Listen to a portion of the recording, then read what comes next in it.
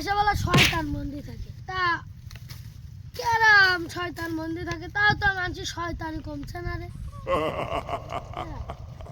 আসতে তুমি কি করছো? একা একা কি বক বক করছো কদিনই?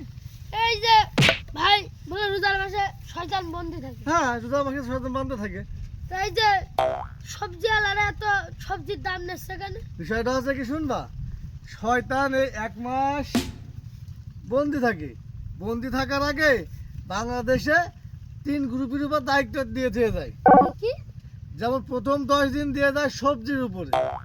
সবজির এত পরিমাণ দাম বাড়বে কল্পনার বাইরে।